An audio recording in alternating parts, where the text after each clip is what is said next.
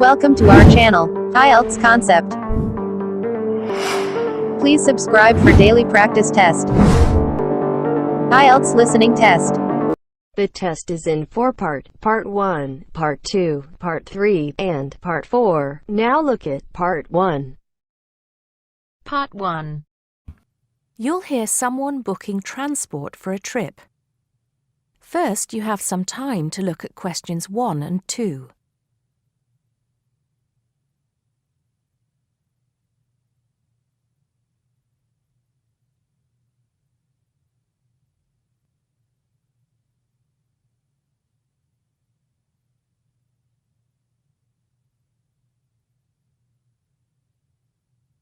Listen carefully and answer questions 1 and 2.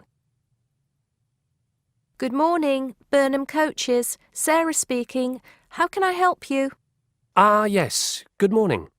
I'm a teacher at the Down Language School. We have a bit of a problem, and I was wondering if you could help us out. What is the problem exactly? Well, we normally take our students on an excursion at the end of their course. But unfortunately, the coach firm we normally use has let us down. It seems they've gone out of business. I'm sorry to hear that.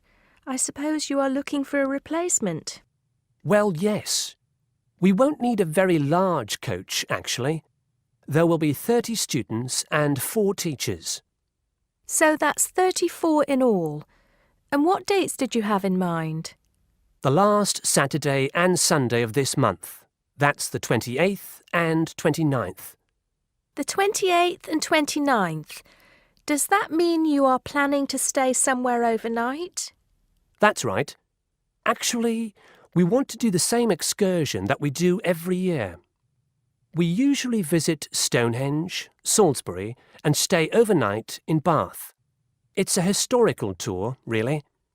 It sounds interesting. Let me just see what we have available. Oh dear, I'm afraid all our coaches are booked out for the 28th. It's the busiest time of the year for us, actually. I was afraid that would be a problem. But you have a coach available for the 29th? Yes, we do. And it's available for the 30th as well, if that's any help to you. I'm afraid not. Sunday is the last day. The students go home on Monday. I think we'll just have to change our plans a bit and leave out Salisbury. It's a shame, but I don't think we can fit in all 3 places in one day. So, you would like to book the coach for the 29th, visiting Stonehenge and Bath, is that right? Yes, I think so. Before you hear the rest of the conversation, you have some time to look at questions 3 to 10.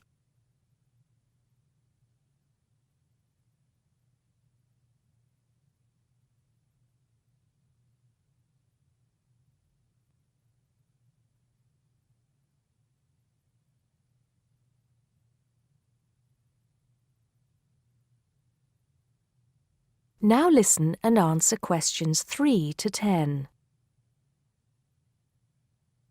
Right, I just need a few details, sir.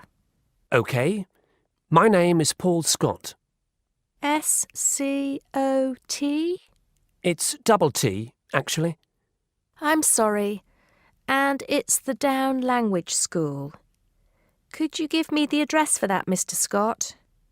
Yes, it's Down House, Hill Street, Brighton. Do you need the postcode? No, that's not necessary, but I do need a contact number. Of course. The number for the school secretary is 01273 512 634. You can contact her if you need to speak to anyone. Right, and what time would you like the coach to pick you up? Well, I think we'll have to make an early start. Would 7:30 be all right? Yes, no problem at all. What time do you want to be back? Oh, any time between 10 and 11 will be all right. Not later than 11, though. Right, I'll make a note of that. 11 p.m. latest. There's just one more thing I need to know. Presumably, you'll be visiting Stonehenge first. How long do you want to stay there? Well, we normally stay about an hour. The main objective of the excursion is for the students to see the Georgian architecture in Bath, really. Yes, Bath is lovely, isn't it? I was there myself a couple of years ago. I thought the Royal Crescent was absolutely stunning. I hadn't realised how large it is. Well, I think that's all I need to know, Mr. Scott. Thank you for booking with us. Just a minute. There's one thing you seem to have forgotten. How much will this cost? Oh, I'm terribly sorry. I was thinking about Bath. Just bear with me a moment. Yes, it's a round trip of 300 miles and a total time of 16 hours for the driver. For a 45-seater coach, that will be a total of £500, including tax and insurance. Do we have to have such a large coach? There are only 34 of us. We don't have any smaller coaches, I'm afraid. Oh well. At least we won't be cramped for space. When do we have to pay? We require a 20% deposit to confirm the booking. I suggest that you do that as soon as possible, today if you can. The balance you can give to the driver if you're paying by cheque. Have the cheque made out to Burnham Coaches. I think that'll be all right. I will have to check this with the school accountant, but if all is well, I'll arrange for someone to bring you the deposit within the next 2 hours. That'll be fine, Mr. Scott. Well, thank you very much indeed. Goodbye. Goodbye. That is the end of part 1. You now have half a minute to check your answers.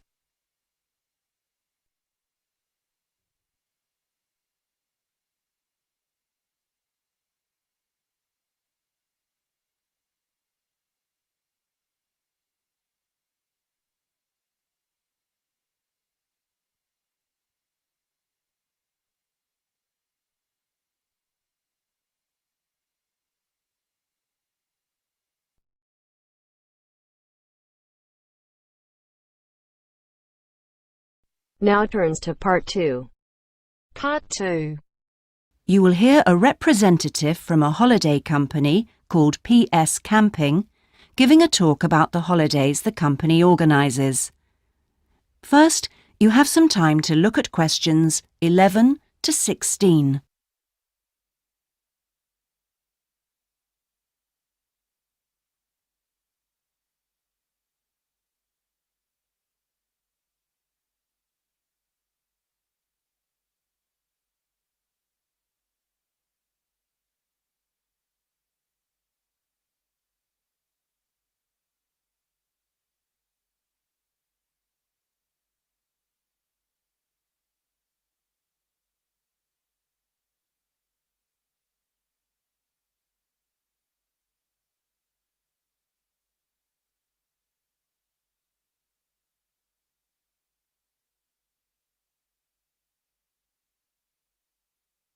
Now listen and answer questions 11 to 16.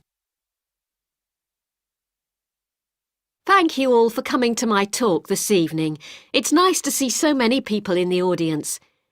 For those of you who don't know very much about PS Camping, let me start by giving you some background information about the company. The company started 25 years ago.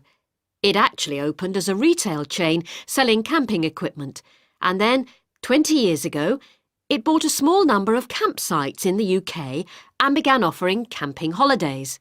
The company grew rapidly and has been providing holidays in continental Europe for the last 15 years. If you book a camping holiday with us, you'll have a choice of over 300 sites. In Italy, we now have some 64 sites that we either own or have exclusive use of. France is where we have the majority of sites, and we currently have a project to expand into Switzerland. We also have a number of sites in northern Spain, particularly in the mountainous region of Picos de Europa. We've upgraded all these Spanish sites and improved them considerably from their original 3-star rating. We believe our holidays offer superb facilities for the whole family. Parents who want their children to be fully occupied for all or part of the day can take advantage of our children's activities. These are organised by our well-qualified and enthusiastic staff. Each day kicks off with a sports match, perhaps football or volleyball, followed by an hour of drama for everyone. This may include singing or dancing, mime or other activities. In the afternoon, there's a different art activity for each day of the week, including a poster competition or model making. What's more, our sites are truly child-friendly, and with this in mind, we operate a no-noise rule in the evenings. Children's evening activities usually finish at 9:30 or occasionally 10, and from 10:30 holidaymakers are expected to be quiet in the areas where there are tents. We want nothing to go wrong on a PS camping holiday, but if it does, we also want all our customers to be insured. If you haven't organised an annual insurance policy of your own, you'll need to take out the low-cost cover we offer, and we require that you arrange this when you make your holiday reservation. There are many advantages to choosing PS Camping and to recommending it to others. As a regular customer, you'll be kept informed of special offers, and your friends can benefit from 10% off their holiday, or book a luxury tent for the price of a standard one.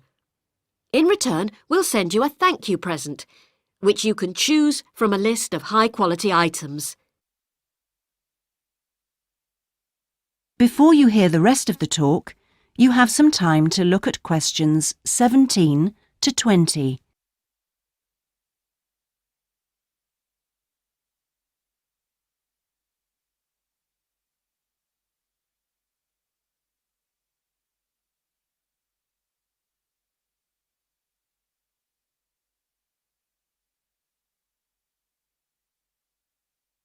Now listen and answer questions 17 to 20. When it comes to our tents, these are equipped to the highest standard. We really do think of every essential detail, from an oven and cooking rings fuelled by bottled gas to mirrors in the bedroom areas. If you don't want to cook indoors, you can borrow a barbecue if you ask in advance for one to be made available. And there's even a picnic blanket to sit on outside your tent. Inside, a box of games and toys can be found, and children's tents can be hired if required. All tents have a fridge, and if you want to spend the day on the beach, for example, ask for a specially designed PS Camping cool box, which will keep your food and drinks chilled. There are excellent washing facilities at all our sites, with washing machines and clothes lines in the central areas, along with mops and buckets in case your tent needs cleaning during your stay. All sites have a cafe and/or a shop for those who'd rather eat in than dine at a local restaurant. That is the end of part 2. You now have half a minute to check your answers.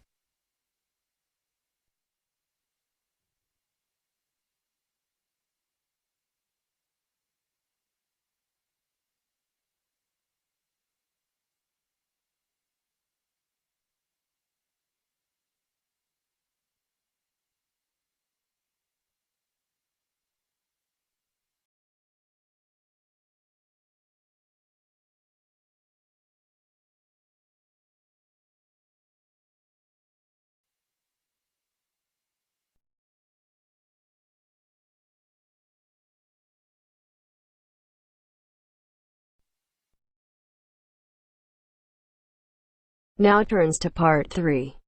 Part 3. You will hear an interview with a wildlife specialist called Alison Sharp talking about bears. In the first part of the discussion, they are talking about the history of the bear. First, look at questions 21 to 23.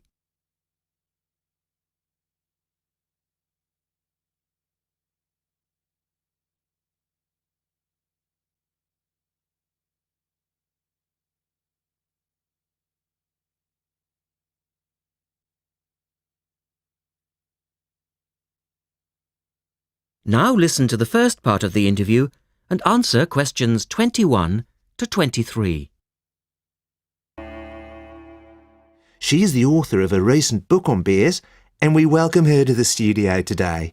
Thank you. Delighted to be here. First of all, can you give us a quick overview of the history of the bear family? Well, the bears we know today actually have as their ancestors bears which have been evolving for some 40 million years. We have fossils of the earliest true bear, and it's important to emphasize this because some creatures are called bears but are not. Such as koalas, for instance. Yes, exactly. Fossils of the true bear show a small dog-size animal with characteristics that show a blending of dog and bear traits. So the general belief is that dogs and bears were of the same family? Yes, that's the theory. And then we see the arrival of the early cave bear. We know from cave drawings that Neanderthal man used to worship this bear and at the same time fear it. Understandable, perhaps. Yes, but they need not have worried because the cave bear only ate plants. In fact, the cave bear survived 2 ice ages, but then became extinct. In the second part of the interview, Alison talks more about the situation of bears today. Look at questions 24 to 30 first.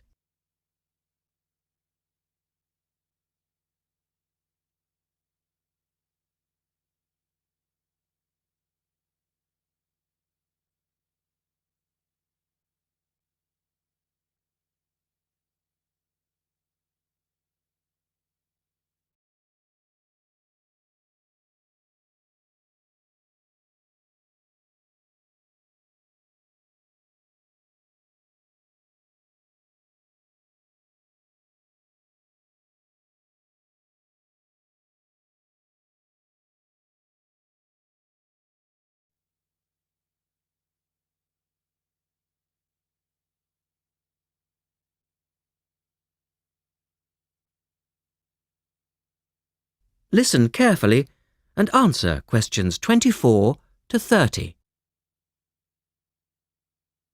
So, how many bears can we find today? And are any of them in danger of extinction? Well, I'll answer your first question first. There are 8 species of bear in all, among them the American black bear and the brown bear, from which evolved the newest species of bear, the polar bear. So, how old is the polar bear? Oh, he's a relative newcomer, just 20,000 years old. And could you tell us a little about them? Which is the largest bear, for instance? Well, the largest bear existing today is either the polar bear or the brown bear. Right. Don't we know? Well, it depends which criteria you use. The polar bear is the heaviest. The male weighs up to 1,500 pounds, but his narrow body actually makes him look smaller than the much more robust brown bear. So the brown bear appears the biggest. Yes. And the smallest? Well, the sun bear is the smallest of the 8 species. They only weigh between 60 and 145 pounds. That makes him a comparative junior. Yes. And then next we have the so-called giant panda. But that's a small bear too, comparatively speaking. And are all bears meat eaters? No, not at all. In fact, the giant panda is almost entirely herbivorous, living on a diet of 30 types of bamboo. Oh, yes, of course. Pandas are famous for that. And another interesting bear is the sloth bear, which eats insects, particularly termites. He can turn his mouth into a tube and suck the insects out of their nests. So, going back to my second question, are bears really in danger of extinction? Yes, indeed, they are. The sun bear in particular, as they've been hunted almost out of existence. And the habitat of the panda is also being reduced on a daily basis. Can anything be done to reduce the threat to these endangered species? I know, for instance, that it's very hard to breed bears in captivity. Yes. Well, I think that by raising people's awareness generally, we can reduce conflict between humans and animals. To stop the slaughter in parts of the world where bears are still hunted. supposedly in self-defense or to protect livestock, but often quite unnecessarily. And we can also encourage governments to preserve the natural environment of the bear, rather than allow the areas where they live to be systematically destroyed in the name of progress. Yes, of course. And in addition to these global efforts, all profits from the sale of my book will go toward the United Nations Bear Protection Program. That's wonderful. And with the news coming up, thank you for your time, Alison, and best of luck with the book. Thank you very much. That is the end of part 3. You now have half a minute to check your answers.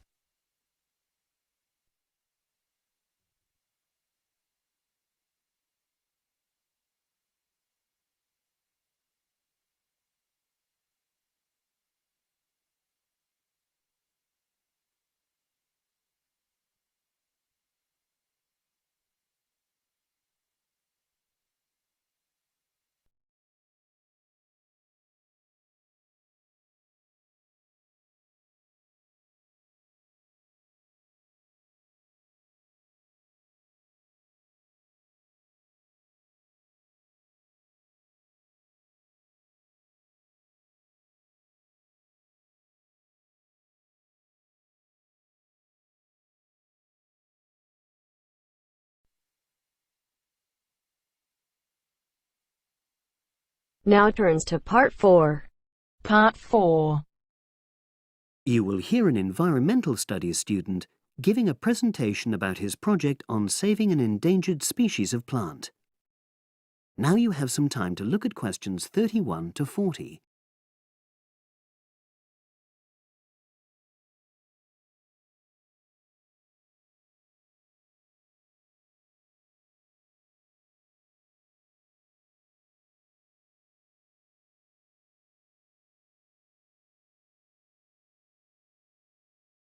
Now listen and answer questions 31 to 40.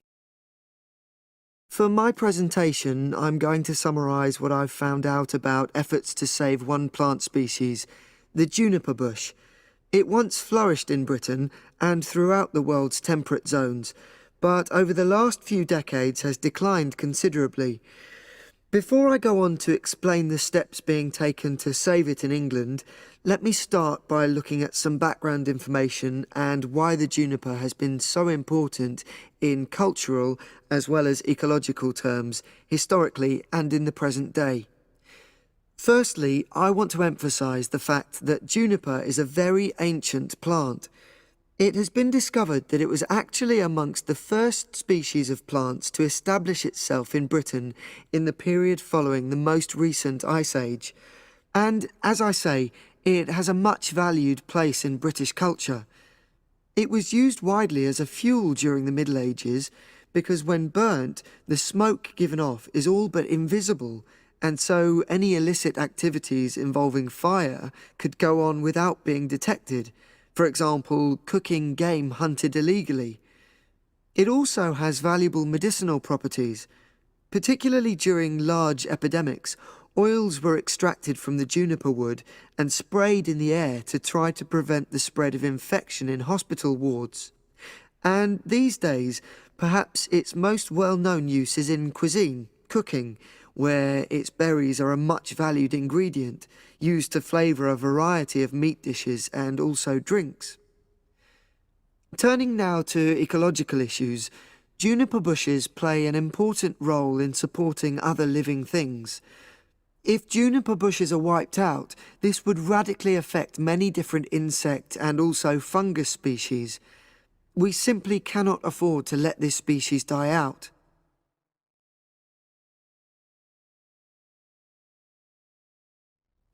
So, why is the juniper plant declining at such a rapid rate?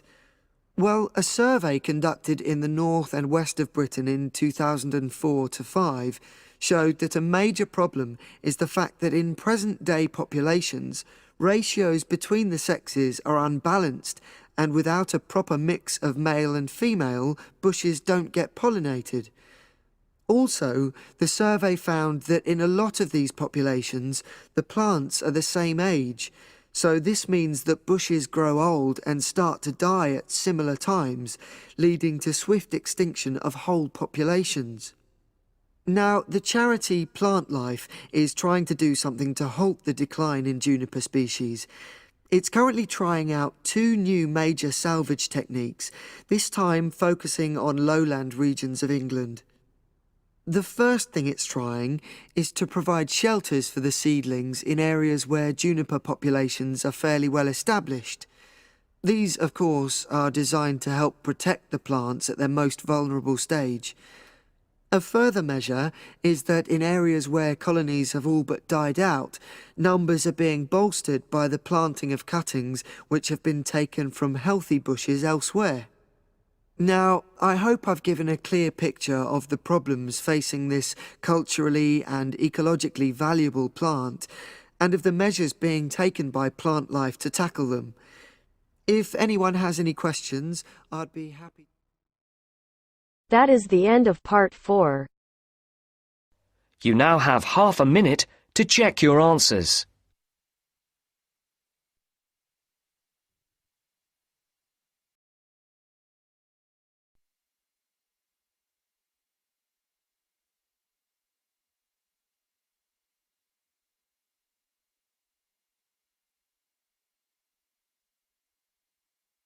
That is the end of the test. You now have 10 minutes to transfer your answers to your Ielts listening answer sheet.